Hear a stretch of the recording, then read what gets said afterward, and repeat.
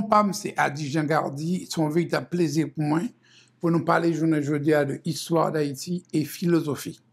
Pour nous parler de la philosophie, il faut nous connaître que la civilisation haïtienne, les pas une civilisation qui est en dehors de l'autre civilisation qui est dans le monde là. Parce que leur civilisation a commencé, il y a d'abord des philosophes que malheureusement, en Haïti, nous n'avons pas assez de philosophes. Et nous avons pile poète, nous avons pile romancier, nous avons pile écrivain, mais nous n'avons pas des philosophes en dehors de 2-3 graines qui passaient dans l'histoire. Nous avons cité par exemple Jean Prespanse. Jean Prespanse, c'est un philosophe qui lui-même et paraît un livre qui est ainsi par la l'oncle. Et en souvenir de un livre d'un philosophe qui est Nietzsche, qui était relé par là, ainsi par la Zarathustra. Et là, Jean Prespanse écrit par là, ainsi par là l'oncle, il était en guerre avec mon le président Michel Oreste, qui était voulu pour Haïti retourner au territoire français d'outre-mer. Et M. était encouragé certainement le retour à l'Afrique et le retour certainement aux traditions ancestrales.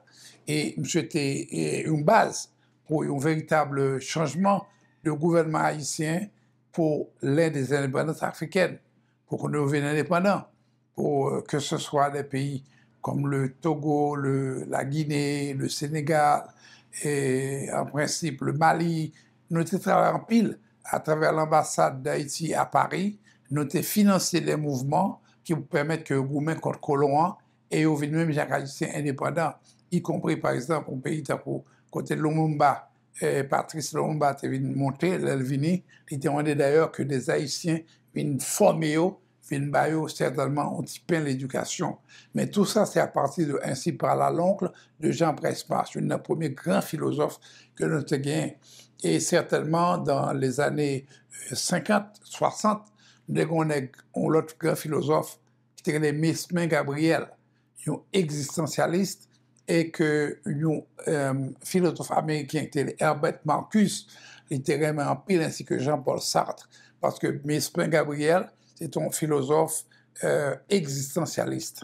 Même Jean Sartre a publié un gros livre de 1500 pages pour parler de méthode, de questions de méthode, et pour venir avec des éléments extrêmement profonds sur philosophie et comment on dirige un pays.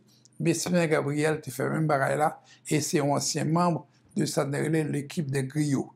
Alors évidemment, pour comprendre ça, il faut remonter dans le temps.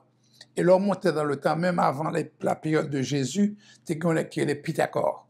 Et Pythagore te dit que nam, même si chaque monde son nam, mais nam, il regroupait toute une société.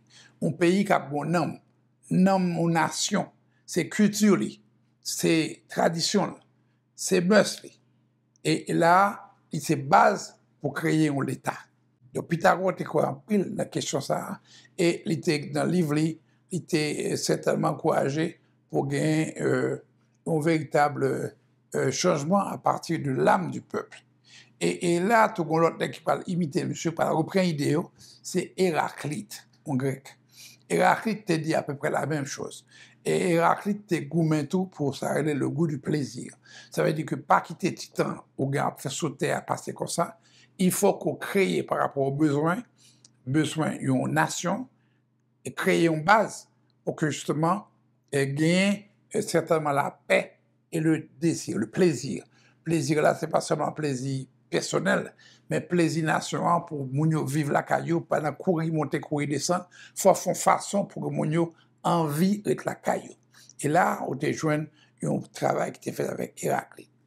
Alors évidemment, on parle d'un Démocrite qui vient de tout l'autre grec, qui était écrit en pile, surtout à Athènes, des livres de philosophie qui étaient demandés certainement pour gagner des changements, pour créer l'État.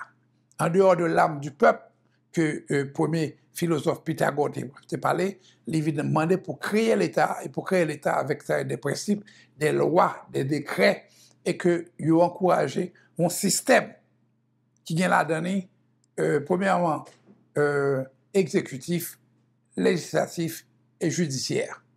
Alors qu'avant, c'était seulement le roi qui commandait, le pharaon qui dirigeait et qui lui-même regroupait toute sa gaine dans le pays. Il représentait la nation. Alors qu'avec la démocratie, ce n'est pas encore de la démocratie grecque, ce n'est pas encore le monarque, le pharaon qui mettait petit lit de génération en génération et qui déclarait être le président à vie, roi à vie. Par ton roi, son mari il a à vie. Un empereur, il a à vie. Maintenant, la démocratie grecque demandait pour gagner certainement une véritable élection, pour gagner une élection régulièrement et que le meilleur gagne, que le monde qui est dans le peuple là, certainement aller participer dans l'élection et arriver joindre moyen pour diriger le pays. Une idée qui était aussi défendue par Socrate. Et Socrate, lui-même, c'est un grand philosophe. Et Socrate, lui-même, demandé pour que l'on apprenne pour le monde tout bon. Savoir-être et non pas savoir-faire. Savoir-faire, l'avenir, leur savoir-être, leur connaître qui est souillé. Et l'idée, ça, que l'autre philosophe français, par le reprend, il y aurait le Descartes, le savoir-être. Je pense donc je suis, disait-il. Et ce qui sera aussi critiqué par d'autres. Parce que c'est pas seulement je pense donc je suis donc je pense. Donc, une question philosophique, évidemment, prend forme et certainement analyse Socrate. Il y a un Platon qui vient soulever. Et Platon lui-même te dit il faut apprendre à chercher. Il encourager les recherches. Pas uniquement boire tout ça au baou pour dire si la vérité, pour entrer dans la métaphysique. Il y a du bon muant bleu, au point pour bleu, de à terre faite.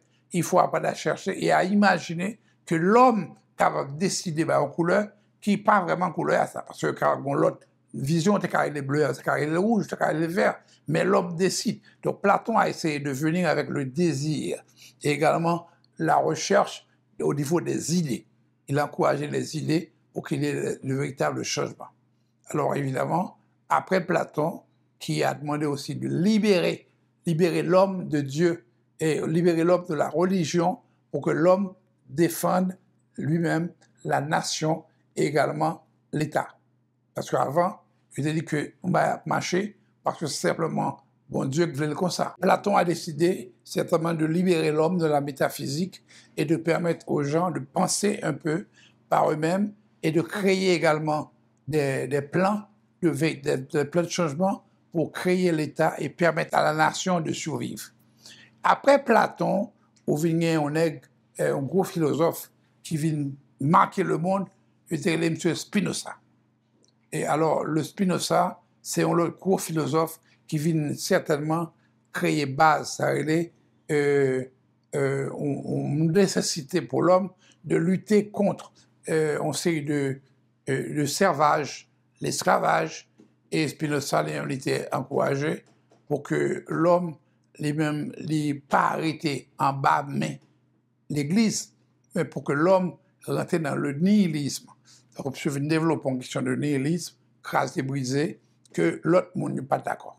Et au par exemple, on est avec Aristote, il se dit non, il faut au contraire créer l'État et lutter contre le nihilisme, nous goumer contre ça. Et pour le gouvernement contre lui, il faut un système qui est en place pour rendre l'État très fort au niveau exécutif, pour mettre un système judiciaire pour la justice qui a marché, et pour que certainement le Parlement législatif qui a marché, et il faut faire attention aux traîtres, aux ennemis de la patrie. Ennemis de la patrie, il y a un dedans, il y a un dehors. Ça veut dire que le cap sur dehors vite craser ces pays-là, et les capables en dedans tout, là pour recevoir des armes, munitions, équipements et idées pour craser les pays. Donc, Aristote, comme ça, elle n'est pas prête à partir des armes liées pour battre M. Doua ça, et donc la reconnaissance est une lâcheté. Ce que François Duvalier va utiliser en d'autres termes et en de très mauvais termes. Alors, Aristote vient avec la question de méthode là. Méthode, ça veut dire que l'on a discuté au point, ou pas seulement en parlant pile, on vient avec 1, 2, 3, 4, on vient avec des idées. Même lorsqu'on est en couple, ou madame ou mari, ou soit on doit fixer en fonction de points bien déterminés, bien définis. Aristote est venu avec la question de méthode. Et cette question de méthode d'Aristote a marqué un homme comme Jean-Paul Sartre, qui a publié Question de méthode. La question de méthode définie par Aristote. Alors évidemment, après Aristote, tu as eu des philosophes comme Lucrèce, des philosophes même romains. Et là, il vient avec des documents, il vient avec deux, trois principes et pour me suivre. Et M. Tontijan, on a perdu avec idée au principe, même si ça répété, ça leur philosophe te dit, jusqu'à l'arrivée de Jésus, Yehoshua. Les Jésus vini au niveau des Juifs, monsieur vini à la fin du premier millénaire, vers le 3e siècle avant notre ère, et monsieur passé 33 ans sous terre, mais monsieur, pendant le Timoun, il était à Charpentier, et il était allé tout en Inde, côté de déjà un livre sacré, que les Bhagavad Gita, et il était venu avec des principes au niveau de Bhagavad Gita, et même au niveau des Vedas, un livre sacré qui est que il a pu utiliser ailleurs que dans le monde occidental et dans le monde judaïque et Moyen-Orient. Et quand il était dit que son nèg fait c'est loué, son fait c'est loué. Et Jésus parle de philosophie ça tout, et que chaque monde est responsable de son fait, et c'est pas le monde qui est responsable pour. Et philosophie ça par rentrer dans la question de justice, avec un pour Saint Thomas d'Aquin, qui va écrire plusieurs livres pour dire bon, le monde pas responsable de sa frère ou madame ou fait, chaque monde est responsable de propres actes. Et tu vas avoir aussi des philosophes chrétiens qui vont imiter la pensée du Christ, la pensée philosophique du Christ, qui lui-même t'a essayé, mettons, bémol, un changement par rapport à ça que tu as avant, depuis l'époque de Moïse, avec le Pentateuque. Moïse t'a besoin de lois, de principes au niveau de ce qu'on appelle le Talmud. Le Talmud et la Torah. La Torah, c'est l'écrit, ce qui a été écrit depuis l'époque de Moïse, la Torah jusqu'à dernier livre de l'Ancien Testament. Et tu as aussi le Talmud, avec des livres que chrétiens ou pas connaissent après. Le Constantin vient créer l'Église catholique et catholique, et Martin Luther qui font des protestants. Donc il y avait des livres qui n'ont pas été retenus et que les Juifs connaissaient avant comme des livres de philosophie et de principes pour diriger leur pays et leur État. Donc Jésus-Christ a dit, tout est accompli à partir de lui-même, qu'un changement qui vient de fait et que nous rentrons dans le christianisme comme une nouvelle vision philosophique. En même temps et parallèlement, il y avait le Coran. Le Coran, son livre sacré, mais en même temps philosophique, qui gagne des bails là-dedans tout, qui reprend un peu les idées du passé, même des anciens philosophes, et questions, par exemple, communes à trois religions, les hindous, ou encore le christianisme, ou encore avec les Védas, et puis en même temps, tu as les livres sacrés, comme la Bible, le Coran, etc., et bien, il y a des changements qui viennent faits pour regarder qui ça peut apparaître dans l'islam, mais il y a en même temps tout de qui semblaient, comme chacun est responsable de ses actes.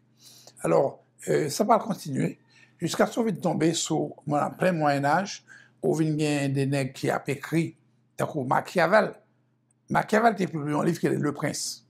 Et Le Prince dit que certainement il faut construire l'État, mais la violence est légitime lorsqu'il y a des pillards, des voleurs, des bandits ou des gangs qui sont pour craser la caillou. Il faut certainement une stratégie, des systèmes qu'on mette en place. Et M. Paté caractère question, l'armée, la police et la milice dans les zones communales, côté où nous défendre tête pour empêcher pillards, pour empêcher bandits, gangsters, mais avec des moyens adéquats.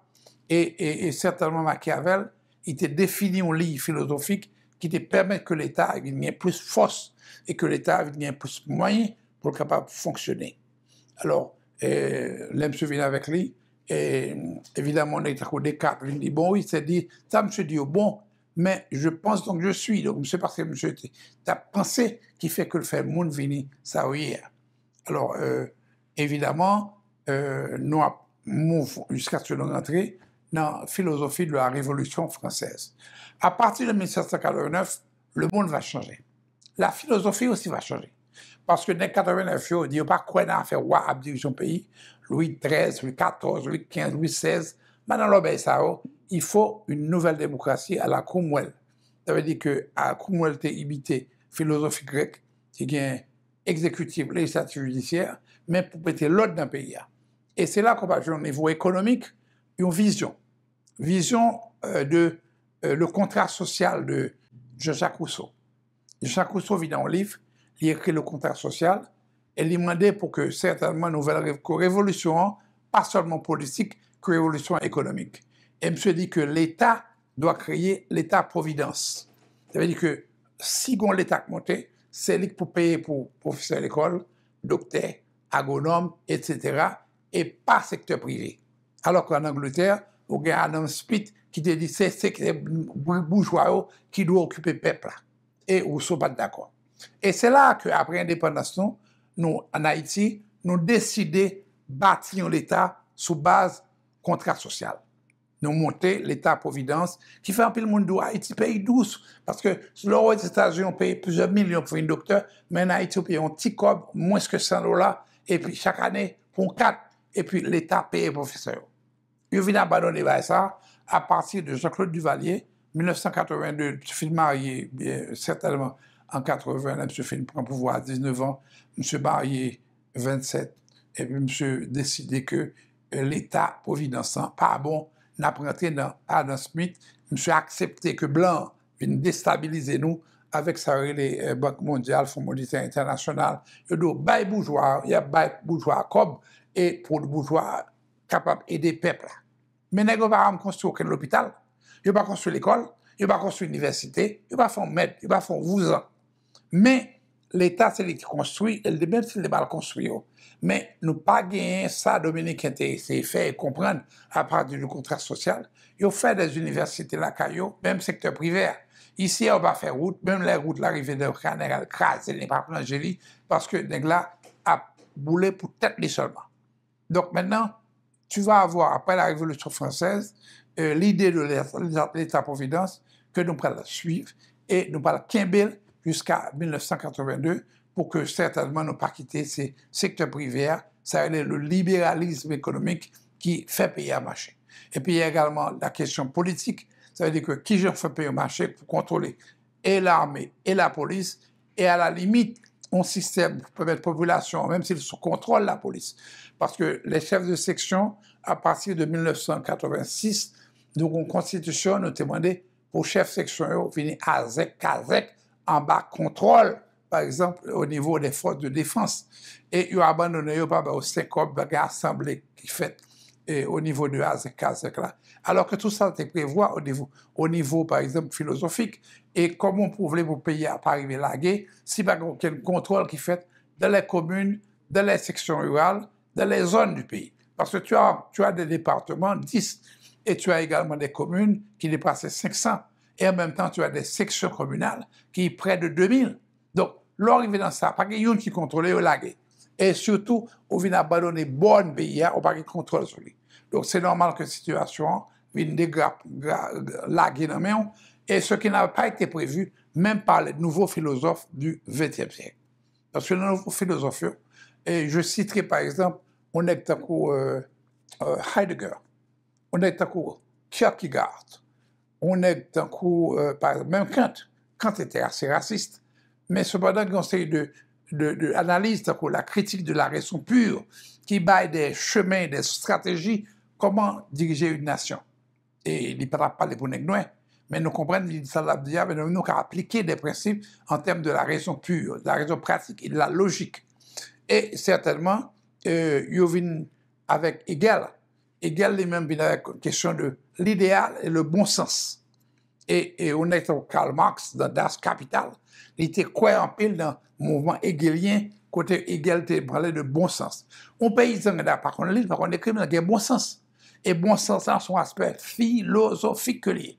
Ça veut dire, bon sens, c'est par rapport à plantes qui sont dans la zone de comment on peut développer, ou même on peut développer, créer une compagnie pour développer plantes dans la zone et faire médicaments avec eux pour traiter les gens.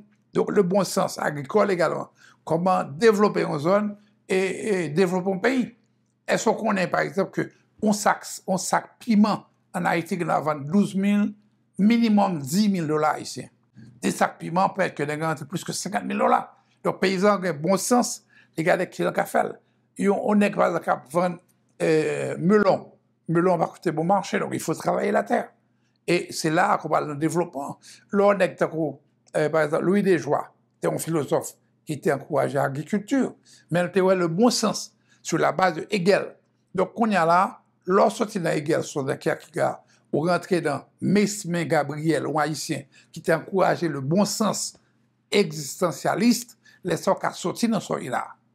Moi, je ne fais pas partie du monde qui dit pays a fini, pays écrasé. Non, pays n'a pas arrangé cette épreuve.